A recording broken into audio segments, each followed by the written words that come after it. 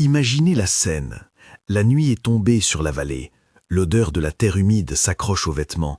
Et dans une grotte creusée à moitié dans la colline, un homme courbe le dos sur une poignée de blé. Il ne bat pas sur la place publique. Il ne brandit pas l'épée.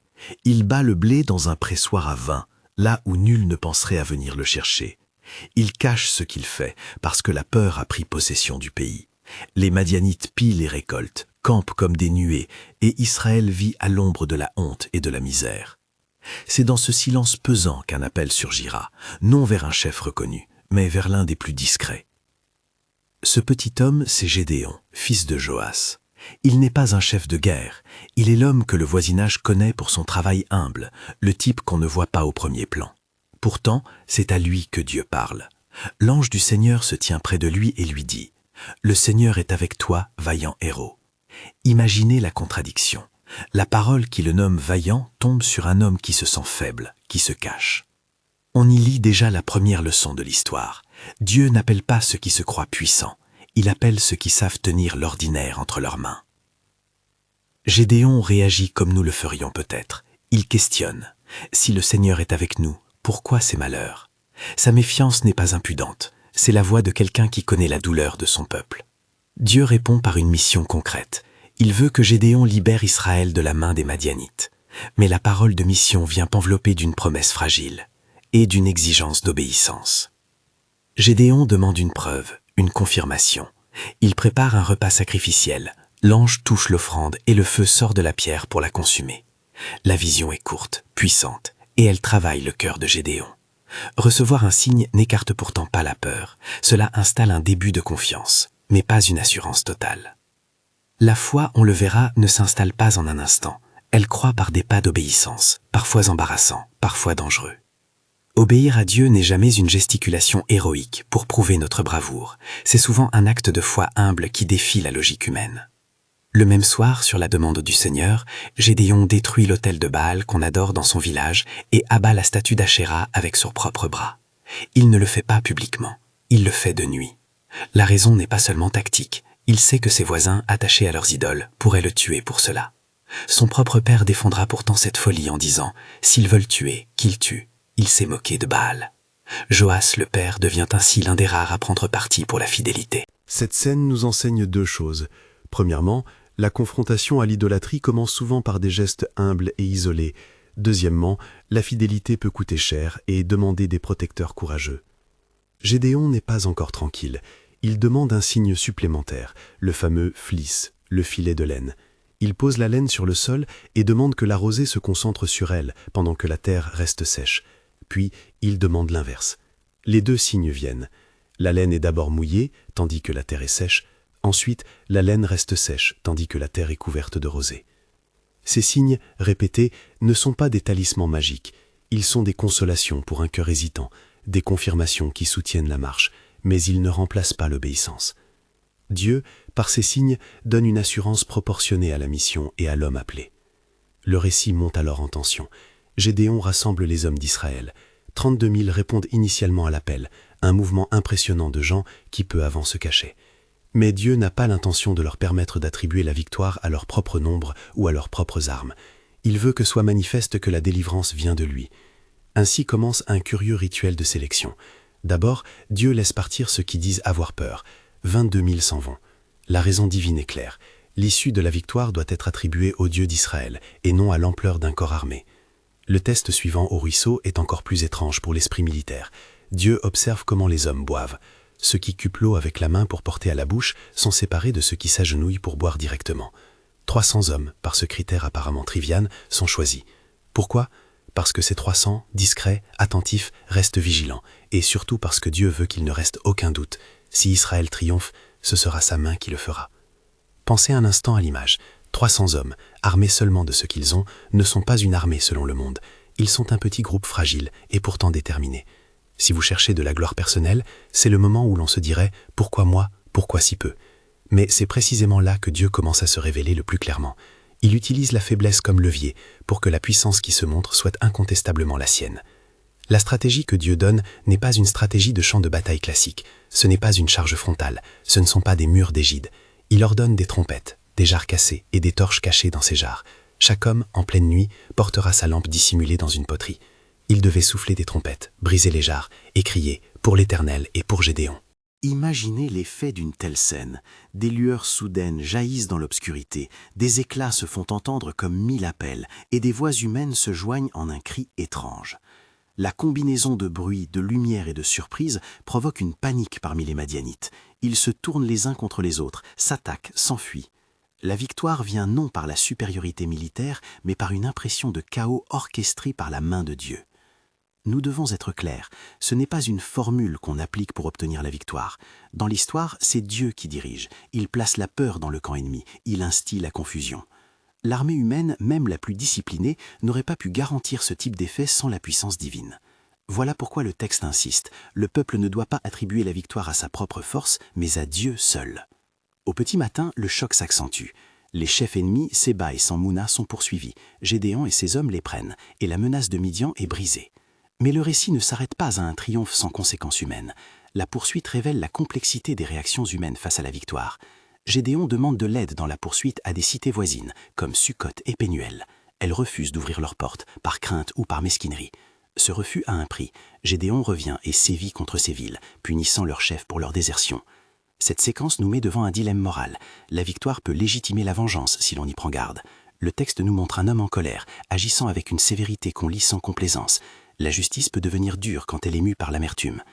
Revenons un instant au moment où Gédéon, félicité par le peuple, est proposé pour être roi. Après avoir abattu l'ennemi, les gens disent « Gouverne sur nous, toi et la maison de ton père ». Son refus est poignant et significatif. Gédéon refuse la royauté en disant quelque chose de remarquable. « Je ne dominerai pas sur vous, l'Éternel régnera sur vous ». Il refuse le pouvoir personnel parce qu'il reconnaît que la source légitime de l'autorité est celle de Dieu, pas la sienne propre. C'est une réponse rare, un renoncement à la tentation naturelle de transformer la victoire en autorité humaine. Pourtant, l'histoire prend un tournant douloureux. Pour commémorer la victoire, Gédéon se fait un éphod d'or à Ophra à partir des bagues d'or prises sur les ennemis. Il veut garder un souvenir, peut-être pour remercier. Il construit un objet que, dans la pratique religieuse ancienne, était lié au service sacerdotal et aux moyens d'interrogation divine. Mais cet éphod, bien que net d'un cœur reconnaissant, finit par devenir un piège. Le peuple se détourne de la simplicité du culte pour adorer ce souvenir. L'objet de mémoire devient graduellement un objet d'adoration.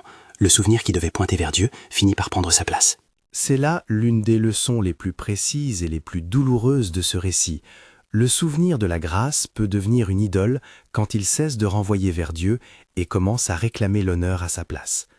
Vous comprenez l'avertissement.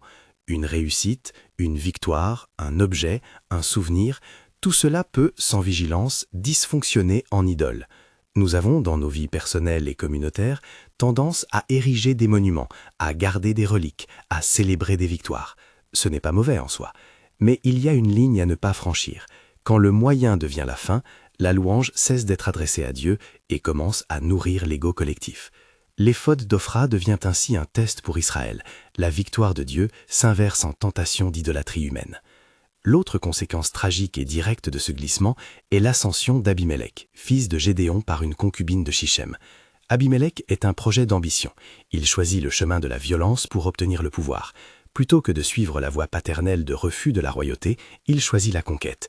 Il s'allie aux hommes de Shichem, élimine 70 frères, un acte d'une cruauté planifiée, et se proclame roi. Ici se rencontre la dure réalité. Une victoire donnée par Dieu n'immunise pas contre l'avidité humaine.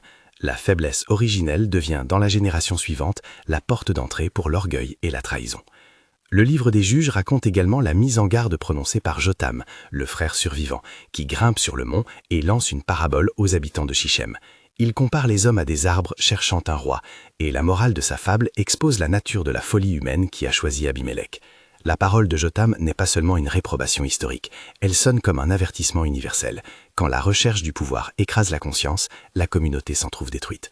Abimélec, dont la montée au pouvoir repose sur le meurtre, et le soutien intéressé de la ville, ne saurait apporter la paix véritable. La fin d'Abimélec est aussi violente que son commencement. La roue de la violence se retourne. La même impulsion qui l'a porté au sommet le précipite vers la chute. Sa mort, racontée sans exultation, montre la conséquence tragique de l'ambition débridée. Et le peuple, qui avait goûté à la délivrance de Dieu, se retrouve entraîné dans une histoire de sang et de ressentiment. Ce n'est pas la volonté de Dieu que ces victoires servent à installer des tyrannies. Au contraire, l'histoire rappelle que la vraie paix et la vraie autorité viennent de la fidélité à Dieu, pas de la conquête humaine. Quel est alors le message pour nous, aujourd'hui?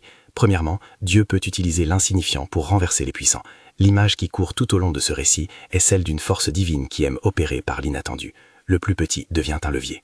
Si vous vous sentez faible, insignifiant, si votre champ d'action paraît trop étroit pour changer quoi que ce soit, souvenez-vous de Gédéon dans le pressoir. Votre faiblesse peut être le lieu où Dieu décide d'entrer en scène. Ne méprisez pas les petites obéissances quotidiennes. Dieu travaille souvent là.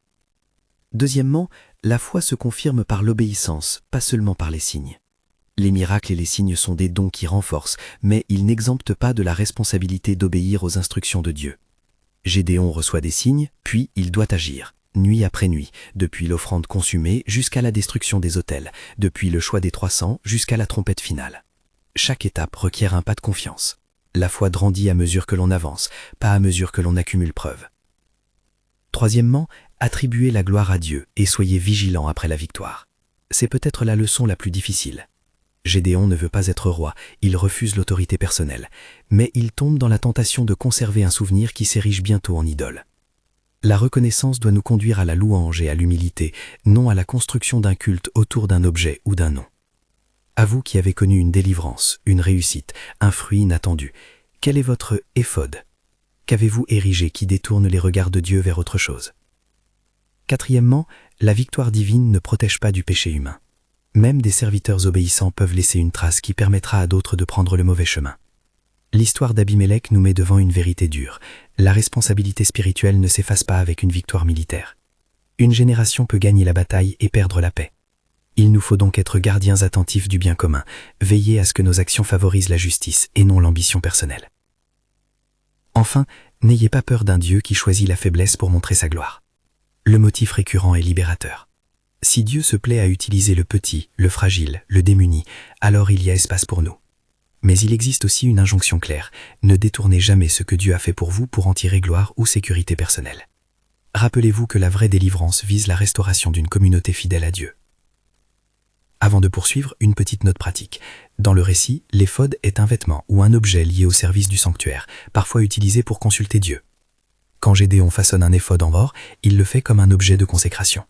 Malheureusement, ce geste, bien qu'inspiré par la gratitude, devient un focus d'adoration détourné pour le peuple. Voilà pourquoi il est bon de comprendre les symboles. Ils doivent toujours pointer vers Dieu, jamais remplacer Dieu. Gédéon nous touche par son humanité. Il doute, il craint, il reçoit des signes, il obéit, il triomphe, puis il commet une erreur post-victoire. C'est un portrait complet d'un homme de Dieu. Il est à la fois instrument de puissance divine et sujet de faiblesse humaine. Notre modèle ne doit pas être un héros infaillible, mais un serviteur dépendant de Dieu. Ainsi, quand nous reconnaissons nos propres erreurs après la réussite, notre responsabilité est de confesser et de corriger, pas de couvrir. Que retenir quand les projecteurs s'éteignent et que la poussière retombe? D'abord, la confiance en un Dieu qui redresse les injustices par des moyens que nous n'anticipons pas. Ensuite, la prudence. Après la victoire, questionnez-vous sur ce que vous bâtissez. Est-ce un lieu de louange qui conduit à Dieu ou un sanctuaire de vous-même? Enfin, la vigilance face à la succession. Formez des leaders selon l'humilité et la crainte de Dieu, non selon l'ambition et la ruse. Le récit de Gédéon nous exhorte à prendre soin de la mémoire collective, de manière à ce qu'elle glorifie Dieu et non l'homme. Nous sommes invités à garder deux choses à la fois, la confiance audacieuse que Dieu peut renverser les puissants par des moyens humbles, et la prudence constante que la victoire humaine peut engendrer des plaies si elle n'est pas administrée dans la fidélité. Le même souffle qui enlève la peur pour permettre à Gédéon d'agir est celui qui, plus tard, nous alerte sur la tentation d'ériger nos souvenirs en idoles. Si vous aimez ces récits bibliques racontés et appliqués en français, abonnez-vous pour en entendre d'autres de cette manière. L'histoire ne ment pas, et chaque personnage nous parle. Avant de clore, prenons un instant pour regarder nos vies. Quels sont les pressoirs à vin où nous nous cachons? Quelles sont nos petites obéissances que Dieu pourrait utiliser?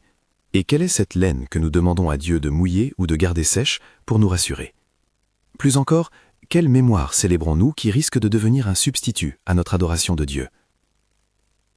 En terminant, souvenez-vous que la grandeur de Dieu se manifeste souvent dans la fragilité d'un instrument. Mais la fragilité promise à être utilisée doit demeurer humble après l'acte. Ne laissons pas le triomphe nous faire oublier la source. Ne transformons pas un rappel de la grâce en un trône pour notre ego.